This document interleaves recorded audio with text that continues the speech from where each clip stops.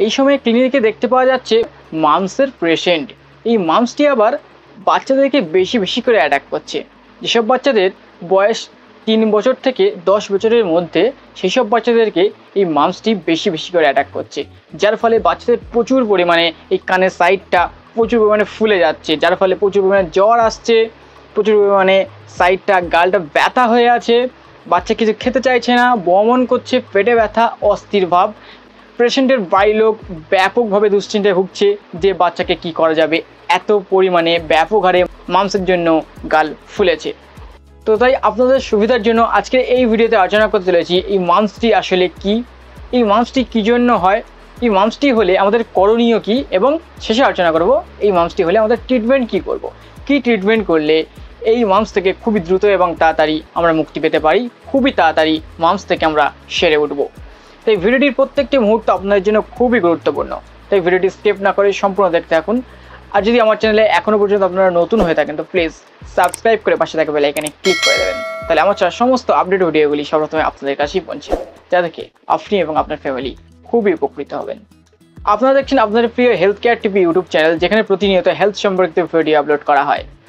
তো আজ সেরকম একটি ইনফরমেশন ভিডিও নিয়ে আলোচনা করতে চলেছি আপনাদের সম্মুখে। মামসের বিষয় নিয়ে বিস্তারিত আলোচনা করতে চলেছি এই ভিডিওর মাধ্যমে। মামসটি আসলে কি? এই মামসটি হলো এক প্রকার ভাইরাল ইনফেকশন, যেটি বাচ্চাদের বেশি বেশি করে অ্যাটাক করে। এই মামসটি কত বছর বয়স থেকে কত বছর বয়সে বাচ্চাদের হয়ে থাকে? এই মামসটি কি ছোঁয়াচে রোগ? এই মামসটি কি কথা বলার মাধ্যমে, মানুষের কফের মাধ্যমে বা শ্বাসকষ্টের মাধ্যমে কি মামসটি ছড়িয়ে পড়ে? এই মামসটি হলে বাচ্চাদের মধ্যে কতদিন এই ইনফেকশনটি ছড়ায় বা কতদিন থাকে? আর এই যে মামসটি হচ্ছে, এই মামসটি হলে আমাদের করণীয় কি বা আমাদের কি কি সমস্যা দেখতে পাওয়া যায়? সর্বপ্রথমে বলে এই মামসটি বাচ্চাদেরকে বেশি দেখতে পাওয়া যায়। বয়স যেসব বাচ্চাদের 3 বছর থেকে 10 বছরের মধ্যে, সেসব বাচ্চাদের বেশি লক্ষ্য করা যায়। কিন্তু 3 বছরের নিচে যে বাচ্চাদের, সেসব বাচ্চাদের কি মামস হয় না? হ্যাঁ হয়, খুবই অল্প পরিমাণে। কারণ 3 বছরের নিচে বাচ্চাদেরকে মায়ের শরীরে অ্যান্টিবডি থাকার কারণে বাচ্চাদের মামস হয় না, বাচ্চাদের মামস ইনফেকশন অ্যাটাক করতে পারে না। এই যে মামসটি হচ্ছে, মামসটি হওয়ার ফলে বাচ্চাদের দেখতে পাওয়া যাচ্ছে প্রচুর পরিমাণে জ্বর আসছে, প্রচুর পরিমাণে এই গালের গালটা প্রচুর পরিমাণে ফুলে যাচ্ছে, এছাড়া প্রচুর পরিমাণে যন্ত্রণা, সঙ্গে দেখা যাচ্ছে বমন, পেটে ব্যথা, অস্থির শরীর দুর্বলতা, বিভিন্ন রকম প্রবলেমস। এই যে মামসটি, এই মামসটি কি একজনের থেকে আরেকজনের ছড়িয়ে পড়ে? হ্যাঁ, অবশ্যই মামসটি একজনের থেকে আরেকজনের ছড়িয়ে পড়ে। এই মামসটি যেহেতু বাচ্চাদের বেশি হচ্ছে, বাচ্চাদেরকে বেশি যত্নশীল থাকতে হবে, বাচ্চাদের গার্জেনদেরকেও বেশি যত্নশীলভাবে বা সতর্কিত থাকতে হবে যে যেসব বাচ্চাদের মামস হয়েছে সেসব বাচ্চাদের সঙ্গে অন্য বাচ্চাকে মিশতে দেওয়া একটু কম করতে হবে। সেক্ষেত্রে যদি একসঙ্গে মিশে খেলাধুলা করে, সেক্ষেত্রে মামস হওয়ার সম্ভাবনা বেশি।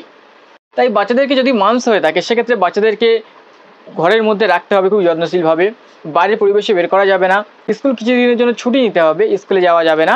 সেক্ষেত্রে আপনার বাচ্চার যে মামসটি হয়েছে, সেই বাচ্চার সংস্পর্শে যদি অন্য বাচ্চা আসে, সেক্ষেত্রে অন্য বাচ্চার মামস হওয়ার সম্ভাবনা খুবই বেশি থাকে। এই মামসটি হলে আমাদের কি কি করতে হবে, করণীয় কি, ঘরোয়া টিপস কিছু আমি বলে দেবো। এই মামস হলে প্রচুর পরিমাণে জল খেতে হবে এবং গরম জল হালকা করে কুলকুচি বা গার্গেল করতে হবে, কন্টিনিউ গরম জল খেতে হবে। এবং হাওয়া বাতাসের সংস্পর্শে যদি যাওয়া যায়, মামসটি প্রচুর পরিমাণে ফুলতে দেখা যায়। তাই আমরা চেষ্টা করব এই যে সাইডটা, কানের এই দুই সাইডটা হালকা করে পাতলা সুতির কাপড় দিয়ে ঢেকে রাখার চেষ্টা করব। মামস আবার এক সাইডে হয়, আবার আরেক সাইডে হয়। ফার্স্টে যদি 2-3 দিন এক সাইডে দেখতে পাওয়া যায়, আবার 2-3 দিন পরে আরেকটা সাইডে দেখতে পাওয়া যায়। মামস যে একদিকে হবে এমন কোনো ব্যাপার নয়, দুই সাইডটাই মামস হতে পারে। তো এই যে মামসটি হচ্ছে, এই মামস ইনফেকশনটি বাচ্চাদের মধ্যে কতদিন থাকে, কতদিন এই এফেক্ট থাকে? এই মামসটি কমপক্ষে বাচ্চাদের মধ্যে 5 থেকে 6 দিন এই ইনফেকশনটি থাকে। প্রথম 2 থেকে 3 দিন আস্তে আস্তে অল্প ফুলতে দেখা যায়, তারপরে খুব বেশি পরিমাণে ফুলতে দেখা যায়, তারপরে আস্তে আস্তে অটোমেটিক্যালি 3-4 দিন 5 দিন পর থেকে কমতে দেখা যায়। ম্যাক্সিমাম মামসের যে প্রসেসটি প্রায় 1 উইক, মানে 1 সপ্তাহ ম্যাক্সিমাম ধরে নিতে পারেন আপনারা।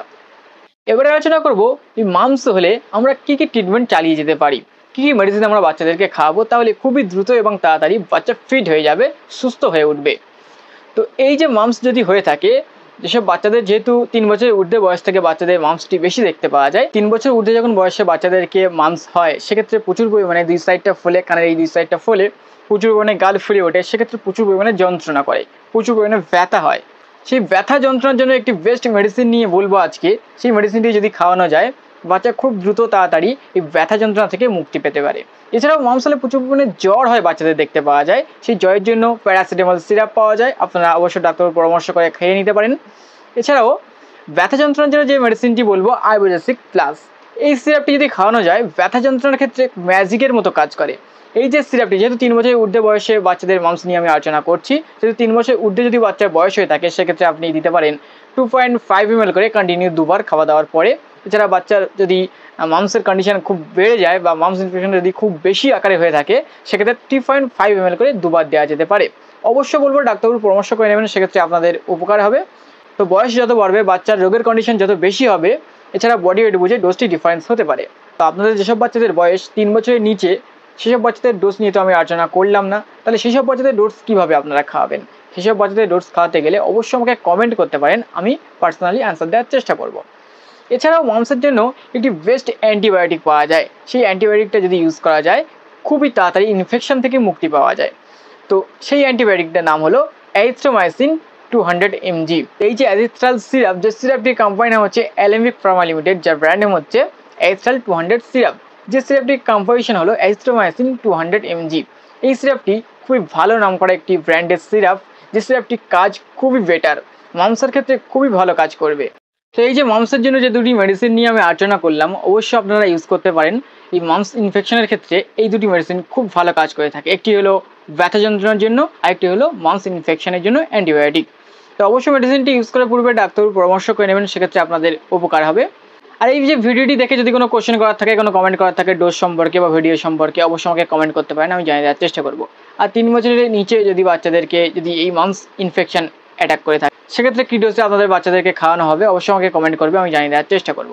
আই হোপ ভিডিও দেখে আপনাদের উপকারে আসবে। যদি উপকারে এসে থাকে, ভালো লেগে থাকে, অবশ্যই like, comment, share and subscribe. এরকম নতুন নতুন মেডিসিন সম্পর্কিত ভিডিও পেতে এবং ইনফরমেশন ভিডিও পেতে অবশ্যই আমার পাশে থাকবেন, সাপোর্ট করবেন। নেক্সট টাইম আরও ভালো ভালো ভিডিও আপলোড করবো আপনাদের সুবিধার জন্য। আপনারা সবাই ভালো থাকবেন, সুস্থ থাকবেন এবং হেলথ কেয়ার টিভির সঙ্গে যুক্ত থাকবেন। আর ইউটিউব ছাড়াও অন্য কোনো সোশ্যাল মিডিয়াতে যদি আমার ভিডিওটি দেখে থাকেন অবশ্যই ইউটিউবে গিয়ে আমার চ্যানেলটি সাবস্ক্রাইব করে দেবেন। আজকের মতো ভিডিওটি এখানেই স্টপ করলাম, দেখা হচ্ছে অন্য কোনো এক মেডিসিন সম্পর্কিত ভিডিওতে।